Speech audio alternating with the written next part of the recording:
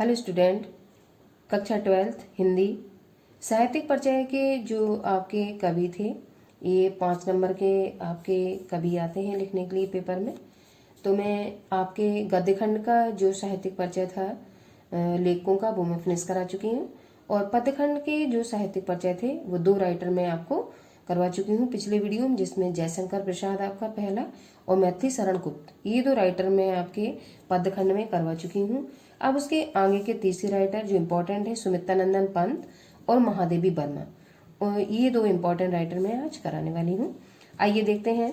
साहित्यिक परिचय में सुमित्रानंदन पंत, ये आपके प्रकृति के सुकुमार कवि के रूप में जाने जाते हैं और उन्होंने बहुत सारी रचनाएं की हैं, जिससे इन्हें बहुत सारा सम्मान और बहुत सारे इनाम जो पुरस्कार होते हैं वो राज्य सरकार की तरफ से या केंद्र सरकार की तरफ से दिए गए हैं। सुमित्रानंदन पंत ये प्रकृति के बारे में ज़्यादा लिखते थे। छायावादी युग के ख्याति मतलब प्रसिद्धि प्राप्त सुमित्रानंदन पंत 7 वर्ष की अल्पायु से ही कविताओं की रचना करने लगे थे। जब ये 7 वर्ष के थे तभी ये कम आयु से, अल्पायु मतलब कम आयु से ही कविताओं को लिखने लगे थे। इनकी प्रथम रचना सन 1916 ईस्वी में सामने आई। अब उस रचना का नाम है गिरजे का घंटा, ये आपको याद रखना है, इसको अंडरलाइन भी देंगे आप लोग। नामक इस रचना के पश्चात निरंतर काव्य साधना में तल्लीन रहने लगे। तो सबसे पहली रचना इन्होंने गिरजे का घंटा इन्होंने लिखी है और इनकी फेमस रचना भी है। आगे सन 1920 ईस्वी में इनकी रचना उच्छ्वास एवं ग्रंथि प्रकाशित हुई, सन 1920 में। आगे इन्होंने महात्मा गांधी के आह्वान पर कॉलेज छोड़ दिया और राष्ट्रीय मुक्ति आंदोलन में ये शामिल हो गए, परंतु अपनी कोमल प्रकृति के कारण, जैसा कि मैंने आपको बताया है कि ये प्रकृति के बारे में ज्यादा लिखते थे, और जो व्यक्ति प्रकृति के बारे में लिखते हैं वो सॉफ्ट कॉर्नर व्यक्ति होते हैं। तो ये हिंसा या अहिंसा से इनका कोई लेना देना नहीं था। ये महात्मा गांधी के कहने से उस सत्याग्रह में शामिल तो हो गए, लेकिन इनका वहां मन नहीं लगा। आगे देखिए, शामिल हो गए परंतु अपनी कोमल प्रकृति के कारण सत्याग्रह में सक्रिय रूप से सहयोग नहीं कर पाए तथा सत्याग्रह छोड़कर पुनः काव्य साधना में तल्लीन हो गए। ये शामिल तो हुए सत्याग्रह आंदोलन में, लेकिन ये इनका मन वहाँ वर्क करने में नहीं लगा, तो इन्होंने उसको छोड़ दिया और पुनः ये जो काव्य साधना आपकी पद्य खंड में जो भी रचनाएं थी उनको फिर से ये लिखने लगे। आगे इन्हें इनकी रचना कला और बूढ़ा चांद पर साहित्य अकादमी तथा लोकायतन पर सोवियत और चिदंबरा पर ज्ञानपीठ पुरस्कार मिला। तो देखिए इनकी रचनाएं कितनी इंपॉर्टेंट है, इनको 3 पुरस्कार से सम्मानित किया गया है। पहला कला और बूढ़ा चांद पर इनको क्या मिला, साहित्य अकादमी पुरस्कार मिला। फिर इनकी दूसरी रचना है लोकायतन पर इनको सोवियत, ठीक है, ये इनाम का नाम है आपका, और चिदंबरा पर इनको ज्ञानपीठ पुरस्कार मिला।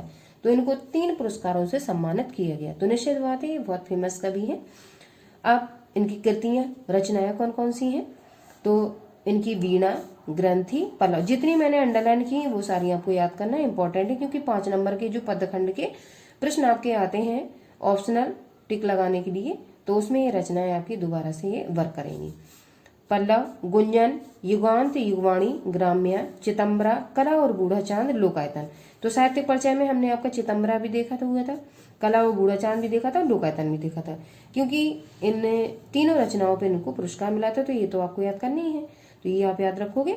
और वीणा, ग्रंथि और पल्लव, गुंजन, ये आप 4 रचनाएं और याद कर लोगे, जिससे आपकी रचनाओं के 2 नंबर होते हैं आपके, और 3 नंबर आपके जो साहित्यिक परिचय होता है उसके होते हैं, और 80 शब्द से आपको कम नहीं लिखना होता है। तो अगर मेरे नोट्स में आपको 80 शब्द से कहीं पे भी ज़्यादा लग रहे हैं, तो जो लाइनें आपको थोड़ी कठिन लग रही हैं उनको आप स्किप कर सकते हैं। और रचनाएं मैंने इंपॉर्टेंट ही लिखी हैं, जिससे आपको हेल्प मिलेगी, क्योंकि 5 नंबर के जो क्वेश्चन होते हैं उनको करने में।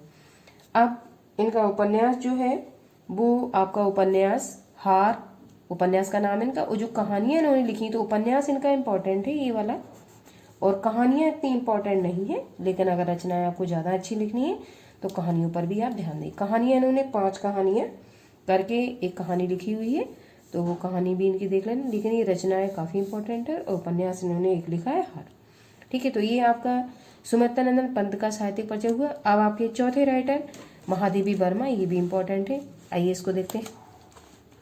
महादेवी वर्मा गद्य में भी वर्क किया इन्होंने, वो पद्य में भी वर्क किया। तो पद्य में इंटर वाले बच्चों को महादेवी वर्मा का साहित्यिक परिचय पढ़ना है। अब साहित्यिक परिचय में महादेवी वर्मा ने मैट्रिक उत्तीर्ण करने के बाद ही काव्य रचना प्रारंभ कर दी। मैट्रिक कहते हैं हाई स्कूल को, ठीक है। उत्तीर्ण करने के बाद ही काव्य रचना प्रारंभ कर दी थी।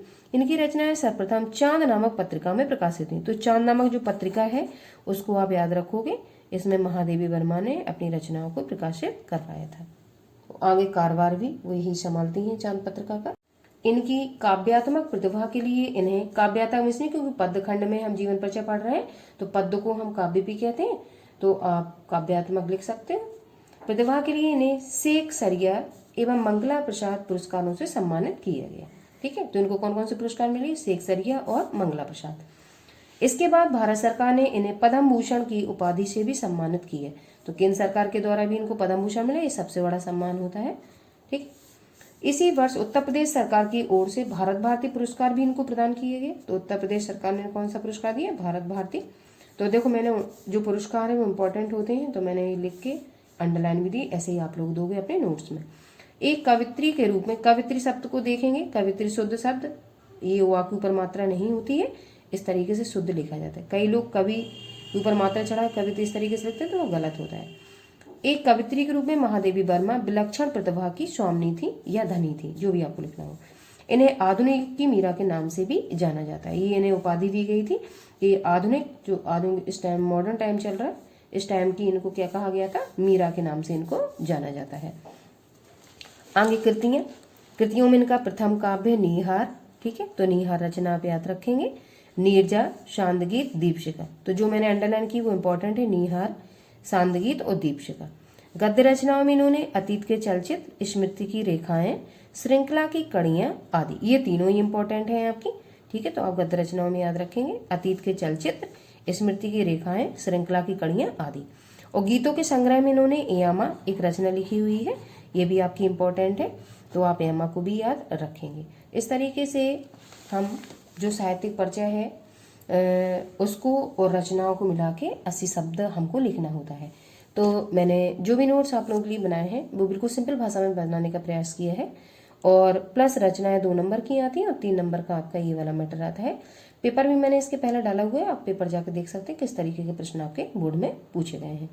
तो आप क्रम से जो मैं पढ़ाती जा रही हूँ आप लोगों को, गद्य खंड के जीवन परिचय मेरे फिनिश हो चुके हैं, और पद्य खंड के जीवन परिचय मैं 4 डाल चुकी हूँ।